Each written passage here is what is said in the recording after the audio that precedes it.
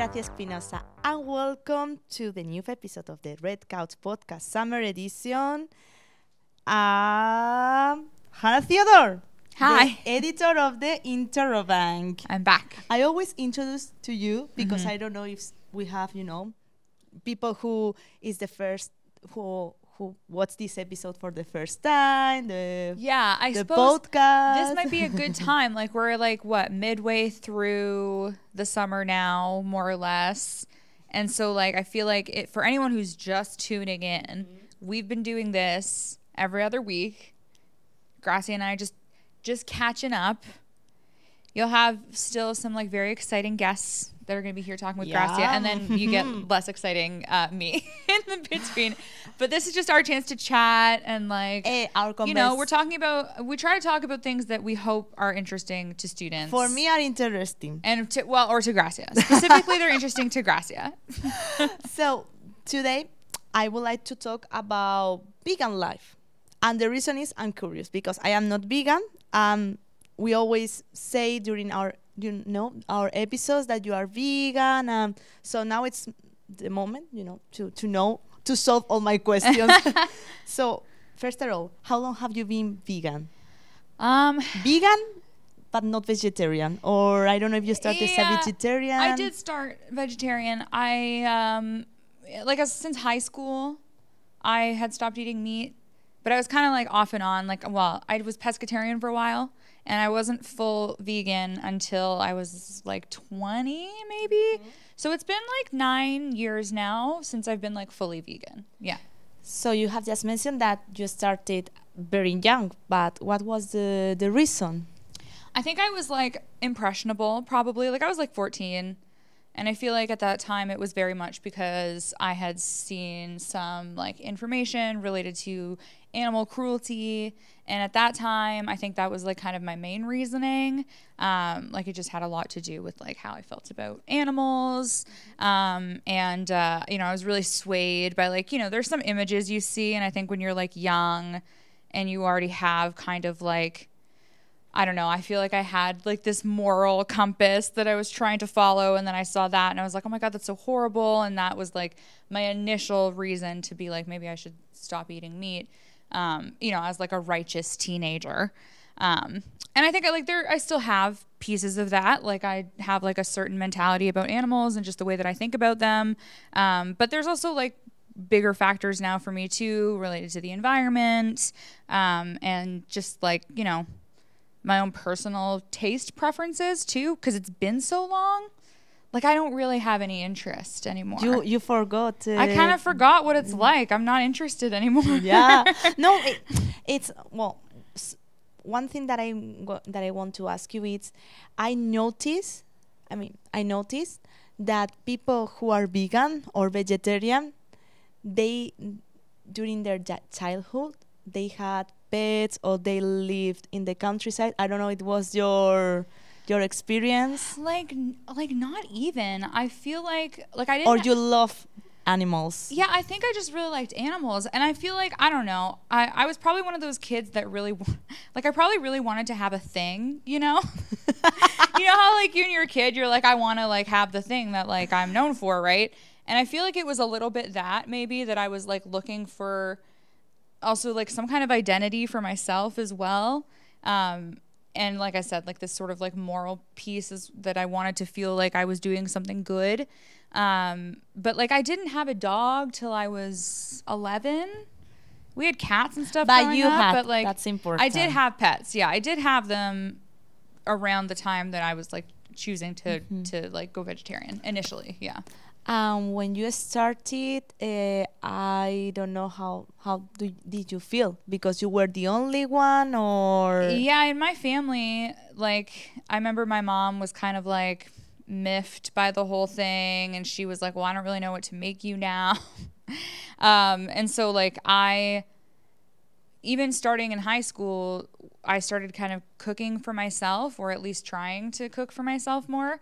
And that really helped when I did eventually go vegan, because I feel this is what I hear from a lot of people that try eating vegan or plant-based, is that they don't know what to make, because a lot of people don't know how to cook, which is totally fine.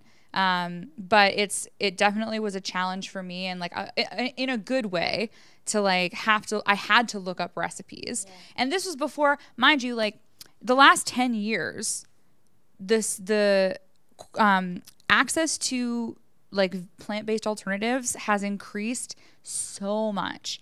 Like even in the 10 years since like I went vegan, it's gotten so much easier, I think, to like cook vegan food, and because you just have a replacement for everything now. Mm-hmm. But when I was starting, like I was still out here making like burgers from scratch with my bare hands out of like lentils and stuff, you know, like we were in the trenches. It was a different thing, and you really needed to look up recipes and follow them in order to like make decent food. For these recipes, how did you do it? I mean, did you search on internet? Did you find a group or a support members who are active in vegan, in vegetarian life? Yeah, I definitely, I feel like I went to YouTube, especially when I went vegan. Because this was before TikTok too, man. 10 years ago, I'm like, oh my God, it was so long ago. But like the amount of things that have changed since then. Like back then, what I eat in a day videos were not like, you know how now what I eat in a day videos are kind of like bragging about like, you know, like it just has a weird energy on TikTok now. When I was watching those kinds of videos on YouTube for like vegan what I eat in a day, they were genuinely designed to be kind of like inspiring. And say like, okay, what? Because I was pretty naive, right? I was like, what do I eat, right? Not to be like healthy or skinny or like whatever people on TikTok are promoting with their what I eat in a days, but like these were genuinely like to give you ideas about like, here are some things you can eat for breakfast. Here are some things you could make for lunch. You know, and then snacks that you could buy that, you know, I had never really looked for before. So those videos I found very helpful, especially ones that were like what I eat in a week, like someone going through every day of the week, walking me through meals that they were eating. So that kind of stuff was very helpful. And then, yeah, just like watching people cook, I think helps so much. Like it's so much better than just reading a recipe, I think. So I found that really helpful, was just to like find YouTubers that I could watch make vegan food. And your mom taught you, or she was involved with you to help you? Or? When I was a teenager, no. She showed me some things. Like my mom was good about making sure that she always made sure I had ingredients in the house at least. And at that time I was still eating fish when I was a teenager. So she would always make sure that like, you know, if they were having like fries and broccoli and they were going to make like shake and bake chicken or something, she would make sure that I had like frozen fish that I could throw in the oven just so that I had something. And then, you know, having to remember to like not add certain ingredients to things, right? Like she was pretty good about it. But in terms of like teaching myself how to cook, like I was kind of on my own for that, which is fine. Yeah. And now the Hannah of today. Yes. How she organized the meals and food, specifically when she goes out. So what's funny is that like now I'm in a weird position because my fiance is celiac, so he can't have gluten. So, you know, a lot of my diet now is also tied to being gluten-free as well, even though like I love gluten. Like I'm not about that life. If I can like try to eat, anytime I can eat gluten, I'm eating gluten. But like a lot of the meals that I'm cooking in the evenings, I'm cooking for like both of us now, right?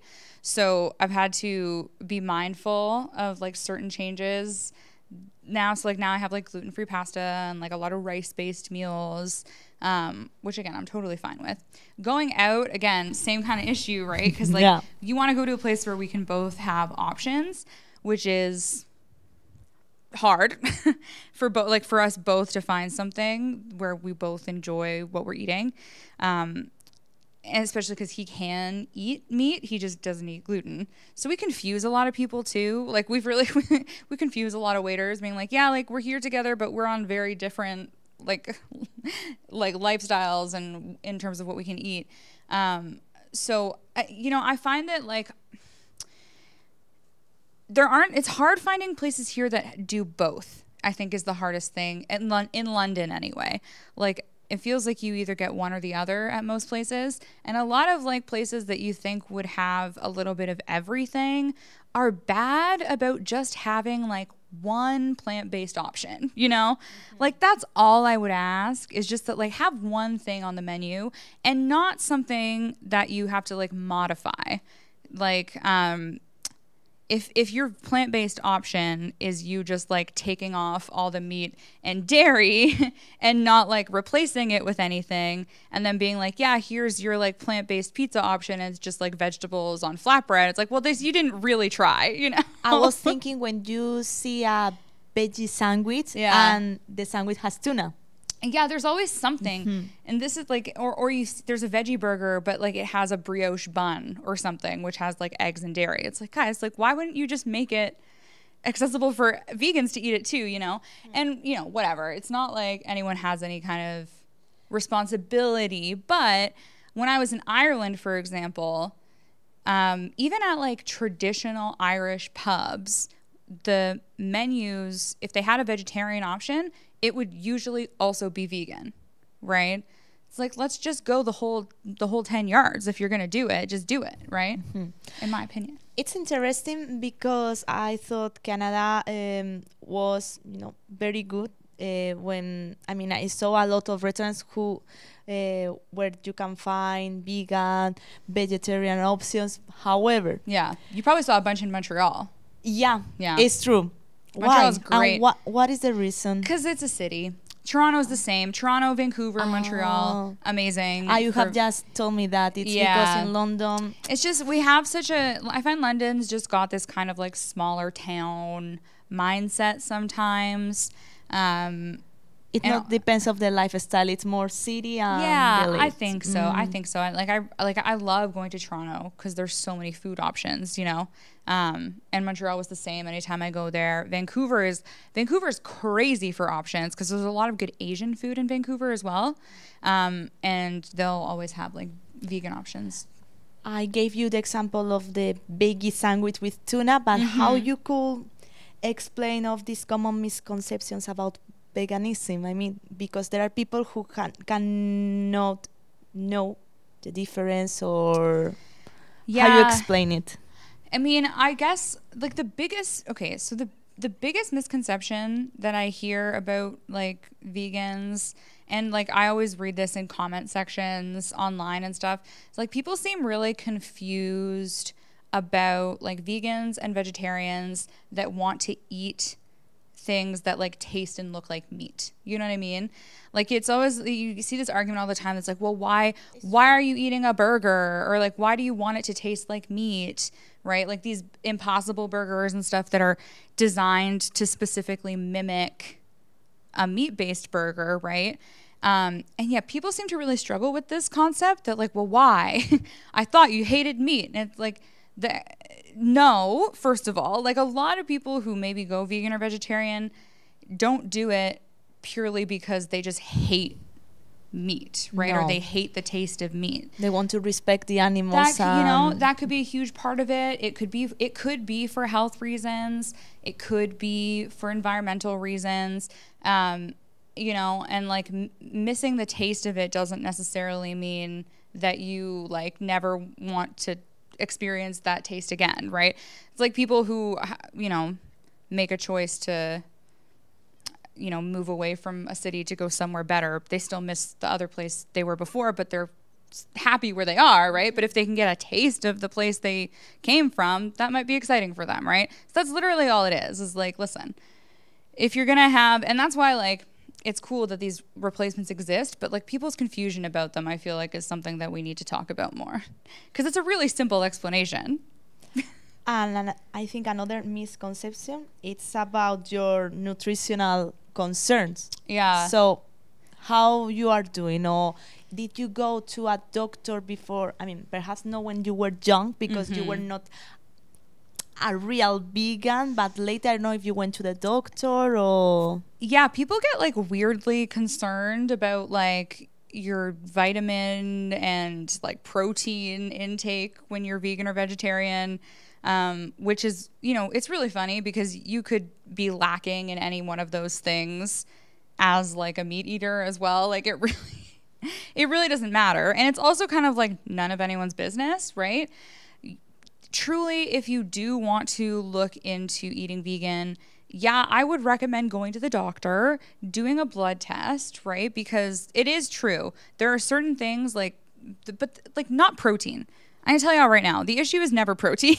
People always think it's protein. It's not protein. If you're vegan, it's probably B12, right? Because that's in a lot of dairy products, and B12 affects your energy levels and your mood. And if you're low in B12, you're probably going to notice. Same with iron, right? Iron is another one that is really easy to get in certain meat products and really hard to get without them. So be aware, right? And just like anyone, no matter who you are, you should go to the doctor and get blood tests, right? Find out where you're at with all of these levels. And if you're lacking in something, adjust accordingly, right?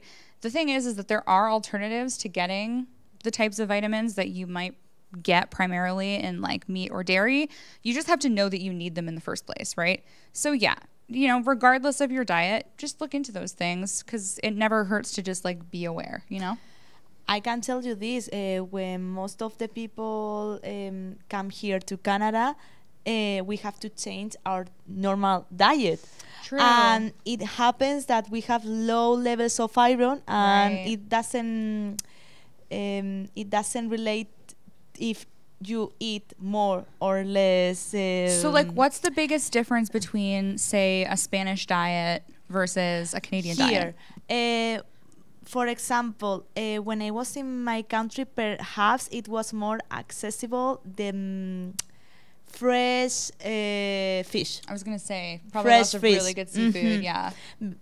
Here right now, most of my food are frozen, for example. Yeah. For me, it's difficult as a person who is working, who is learning English, who is learning right now French, to manage perhaps fresh food. And I live with more roommates, so I don't have enough space, Right. for all the fresh food that I would like to Yeah, eat. yeah, So, and it's not because I decided to be vegetarian here or No, vegan. right. It's just It's- because like it's a different diet. Mhm. Yeah. And it happens that most of us, we have low levels of iron. Interesting. Mhm. And obviously, I would like to ask you about your essential pantry staples for a vegan kitchen. That's a great question. And this is, again, so like when I was just getting started, learning from other people about this kind of stuff was so helpful. Like grains are everything. I always have rice in the house. I always have oats in the house. I always have like quinoa, like other types of grains. And it is actually good to think about like things that the quinoa is a grain, but it's high in protein. So if you're a vegan who's concerned about getting less protein, it might be a good idea to have some quinoa in the house. Nuts and seeds, great. Lentils, like all the things you'd expect. I have so many cans of things in my cupboard, beans and whatnot. Like, because you're making things from scratch, right? Like I make a lot of things from scratch. I have a lot of canned tomatoes, and I'm making things like, with the kind of starting ingredients. So it's really good to just be the pantry stuff when you're vegan, honestly, is key. Because everything else is just produce, basically, right? Like, and I'm talking like fresh fruit and vegetables. And then like the rest of what you're going to be keeping around is pantry stuff mostly. And a part of the cans, you should have a blender. Oh my gosh. I don't know. No, how it's many. so true. You honestly, and I hate to say it, but like, I think regardless of who you are, invest in a Vitamix. I know I sound like that's such a I'm getting close to 30 thing to say, but like, oh my God, a Vitamix is just so good. They're so good. It's such a good blender and it works for everything. I use mine all the time. It's worth it. It's expensive, but it's worth it. Get the Vitamix. I would like to buy an air fryer, for example. I just got an air fryer and they're great. Yeah, you like it? I love it. I live for the air fryer. It makes my life so much easier too because I'm cooking I cook a lot of food and like I use a lot of space to do it. So it's really helpful to have the air fryer and just like throw tofu in there, which tofu in the air fryer is the way to have it. Also, you just like throw it in there, and then and it's so quick, guys. Yeah. I love the air fryer.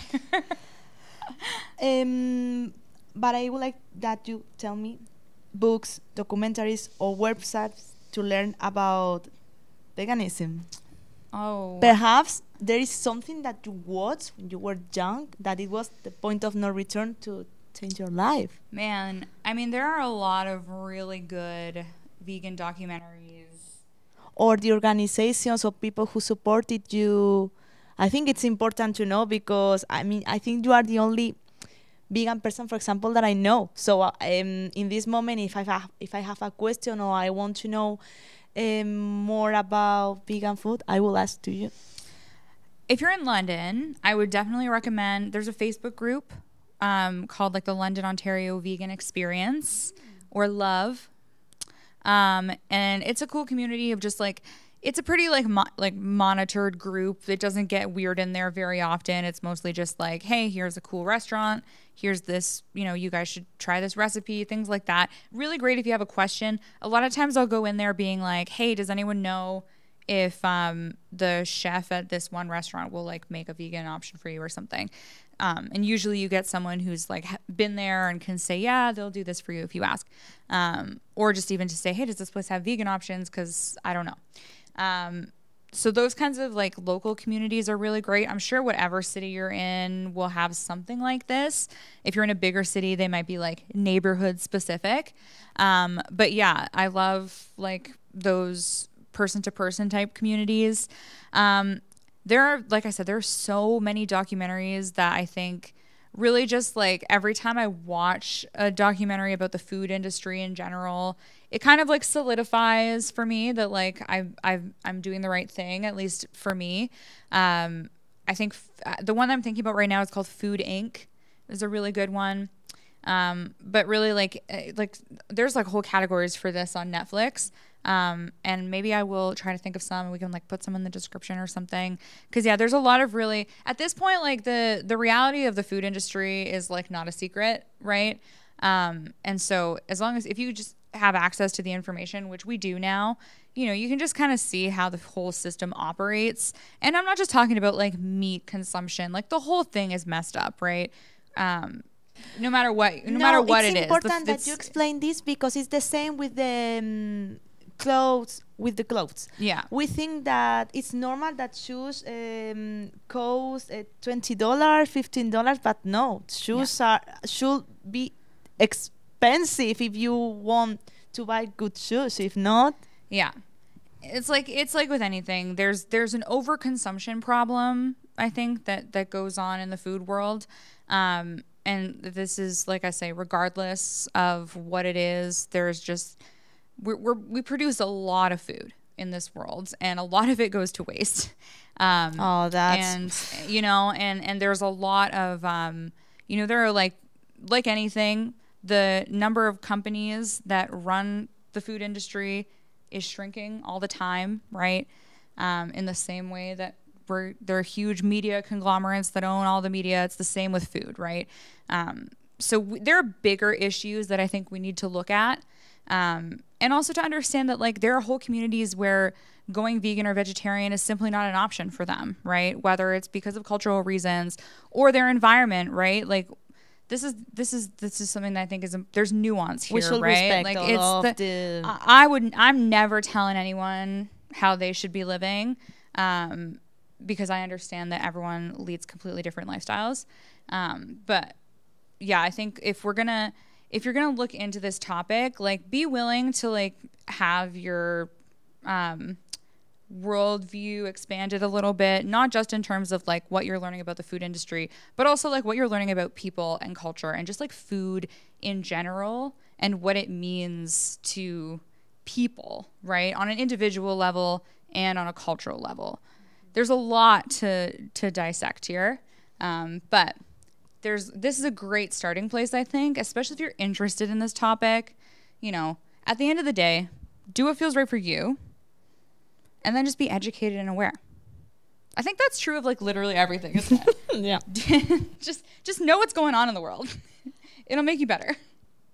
Of course, you mentioned this Facebook group, but I would like to Yes. know if there is like newspaper to know news or about to the cruelty against animals. So there's a website called Vegan News, that's pretty straightforward. They're pretty good for just like updates in terms of like news in the vegan sphere, whether and like this is across the board in terms of like animal cruelty, but also just like business news too, right? I think like there's a like Odd Burger here in London is like now a sort of multinational food franchise, so they're often being mentioned in articles there. So it's a really cool way to just keep up with like how the vegan industry is expanding, and also just like stories of Because vegan is not only related to food, it's in general all your life. So you are not going to wear leather, you are going to try to buy makeup with always the label cruelty free. Yeah. So that's for me the biggest difference between vegetarian and vegan. It's not only a specific field, it's all your life. Yeah, there are a lot of aspects there. If you're gonna go all the way in, there are a lot of pieces to be aware of. And again, I don't judge anyone who's maybe doing bits and pieces. Maybe you haven't made the dive yet to try cutting out leather and makeup and whatever. It's a long journey and it's a long process, and it's kind of hard to like know everything, right? And you started as a vegetarian, so it was step by step. Very it was gradual. Not Yeah. immediately. And I think that's why a lot of people fail, right? Because they try to do it overnight, and then they're like, oh, I got sick, or oh, it was too hard. And it's like, you ease into it. It'll make it easier on you, you know? Because it's a lot to try to just change your whole life. It's a overnight. journey. Exactly. And everything helps. This is the other thing too, right? You're not less, in my opinion, you're not less of a good person because you didn't like go all the way, or you know, maybe you made some changes in your life, but you haven't changed. Whatever. You're doing your best, and I appreciate that. And what was the biggest benefit for you in the moment you started this journey? I mean, I definitely noticed, like, I feel like I was not only like eating a lot healthier at the start. It's changed now because, like, you know, as I said, the alternatives are plentiful now. But I did notice like a health difference in the beginning. Honestly, I think for me, like the benefit that I've just noticed is truly, and I know people like to say that it's very expensive, but like my groceries are actually infinitely cheaper. Like, if I'm not buying those like alternatives and stuff, I'm really just buying produce and as I was saying, like canned goods and stuff, right? So really like I actually spend a lot less on groceries, especially when I was single. It was like, you know, real cheap to buy groceries for myself for a week. So, you know, if there is a way to do vegan and have your grocery and like save money. But yeah, you just have to like choose the right things, because meat's expensive. Yeah. Meat and dairy is expensive. And sometimes fish too. And sometimes, yeah, it's a lot. It's real cheap to just buy a bunch of legumes and fruits and vegetables. Truly. So I want to finish this interview with your last thought or an advice that you will give to a person who wants to be vegan or who wants to start, not to become a vegan immediately, but to start this life, this vegan life. Yeah, I think, you know, as I was saying, just take your time, be gradual with it, step by step, go easy on yourself. You know, you're going to be okay. Don't rush it, because it's just not going to feel good. Thank you so much, Hannah. I think you solved all my questions that I had. I cracked the case. So thank you so much, and thank you for listening to another episode of the Red Couch podcast. You know that you can catch up with every episode on YouTube, on our website, or wherever to get your podcast. Google, Apple, and watch full episode on our YouTube channel, and subscribe to our newsletter to keep up with Fanshow. I did it well. You got there. For the Interrobank and Gracia Espinosa.